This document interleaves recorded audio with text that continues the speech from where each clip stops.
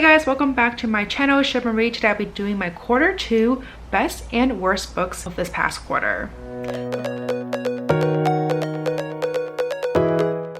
Before I get started, if you're new to this channel, please don't hesitate to subscribe down below, as well as the notification bell. And if you're new, hi, hello, I'm Stephanie. I do a lot of bookish content, but I am really surprised by the amount of books that I read for the past 3 months. So just a quick little overall stats of the year. So far, for Q1 and Q2, I read a total of 109 books. For Q2 specifically, I read 55 books, which means I did read just a little bit more books compared to Q1. That also means I read a total of 18,875 pages, which is wild.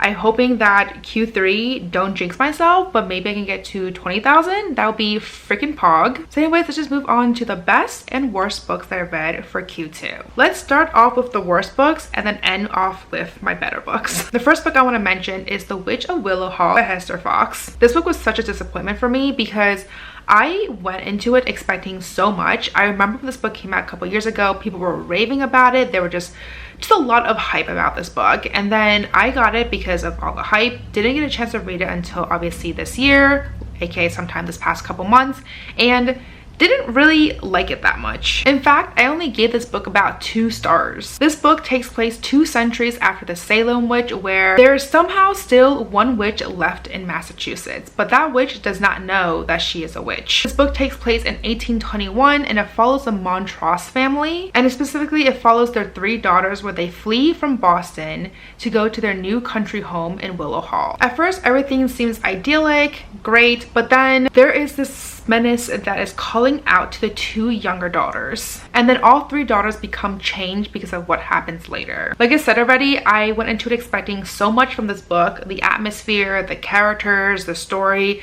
but unfortunately everything pretty much fell flat. I didn't really care for the story, I didn't care for the characters, I didn't get that atmospheric vibe that was supposed to be creepy, menacing, eerie. Like, didn't get any of that whatsoever.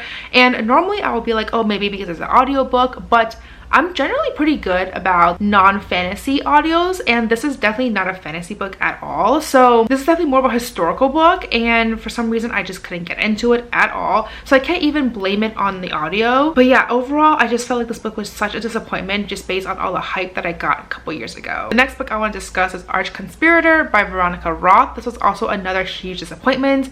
To be honest, I don't know why I expected more from this book, because this is a short story, and as we all know, if you've been following my channel for a while, I'm not the greatest when it comes to short stories. I like my books to be a lot thicker for me to really get the chance to fall in love with the characters, the story, etc. And short story just really does not give me enough time to do that. But I had read one of her previous books recently. I forget what it's called now. I put an image over here, but that book was so good, and it basically follows a bunch of superheroes who are supposed to save the world, and it kind of follows the aftermath of them saving the world, if I remember the synopsis correctly. And I really enjoyed that book, so I went into it expecting like a lot, because I was like, she wrote such a good book, and I know that she wrote Divergent, and it kind of went off, you know, the bends after the 3rd book came out. But then I read that one and I was like, oh, I have high hopes again for this author. So I picked up this book and I just had really high hopes in general, and it did not live up to the hype at all. Not only that, but this book is supposed to be a reimagining of Antigone, and I love my reimaginings, I love my retellings, and I did not vibe this book whatsoever. So unfortunately this book was just such a miss for me, and I don't know, I'm kind of iffy about picking up another one of her books again in the future, but I kind of want to chalk it up to it being the fact that it's a short story, and that just is not the greatest for me in general. The next book I want to mention is The Blackwater Sister by Zen Cho. This was honestly such a disappointment. I did talk about it a lot more in one of my reading vlogs, which I'll link above and down below in case you want to check that out. This book was such a slog to get through. I really wanted a lot from this book because I want to say I read it during Asian month, and I want to support Asian authors, and it was about representation, not just for Asian representation but also for LGBT, because the main character, she is lesbian, and so I just had a lot of high hopes into it. It was also about magical realism, it talks about ancestors, it talks about some ghosts in there. Like, it had the makings of a really great book for me. Unfortunately, it really fell flat. I felt like it was such a slog to get through. It was so slow. The characters were just very mediocre. I didn't feel connected with them at all. I also felt like the writing style was very choppy, and the dialect too, like the language was also very choppy as well. So overall, I just felt like this book was just not the greatest for me, and I really wish it was. And I feel like it could still be a really good book for certain readers. It just was not the book for me. But now I can finally move on to the best books that I've read in the past couple months, and honestly they were all read during the month of June. The first book I want to talk about is Lessons in Chemistry. I love this book so much. It's basically about this woman who is a scientist, and I want to say this book takes place sometime in the 1900s. So she is just struggling to be a female scientist in a very male dominated industry. She's dealing with a lot more red tape. She has to prove herself a lot more compared to her male counterparts, and a lot of times she wouldn't get any recognition unless it was also backed up by a male colleague. And so she's dealing with a lot of discrimination because of her gender, and the book kind of follows her career as a chemist. And fast forward a couple years later, she's somehow the main host for a cooking show, and the book kind of follows the road that how she led up to that cooking show position and kind of the aftermath of it as well. I really enjoyed the feminism in this book. I really enjoyed the characters in this book. She had so much sharp wit, and her dialogue and her personality was just top notch. I just had so much fun reading about her. I also love reading about her relationship with her daughter, with her friends, with her colleagues, just a lot of like back and forth, and it was just a really good, fun, entertaining novel. So I can see the hype, and I feel like it's definitely worth all the hype for sure. The next book that was an amazing read for me, which I also read for the month of June. I also did talk about this a lot more in one of my newest reading vlogs, which I'll link above and down below, so you can check that out. But that is The Witch and the Tsar by Elisa Salinikova Gilmore. This is like the 5th or 6th time I've said this name, and I feel like every single time I've butchered it. So I'm really hoping I pronounced that name correctly, but this was obviously an amazing read. This is an origin of a sort story for Baba Yaga, and it's not really like a childhood story of her, of how she came to be, her childhood, not that kind of story. It follows her a couple of centuries after she was born, and she's now just living in the wilderness, in the forest, with her animal friends, her companions, just doing her own thing. And she's also young, youthful, and beautiful, not at all like the Baba Yaga we've heard in the stories. And this book just kind of follows her involvement with Russia throughout the ages, from, you know, when it's Anastasia, when it later becomes Ivan the Terrible, and just the aftermath of it. Just a lot of historical moments of Russia during this time period.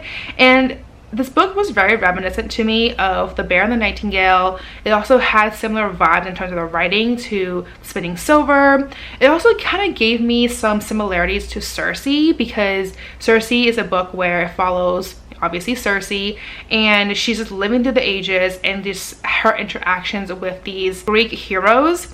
And I feel like it was kind of similar to Baba Yaga, where she's just living through the ages and she has these encounters with these big characters, like Russian characters. So I felt like it was very, very reminiscent of that type of storytelling. So if those three, like, you enjoy those type of books, then you will absolutely adore this book. Not only that, but the writing is very lush, it's exquisite.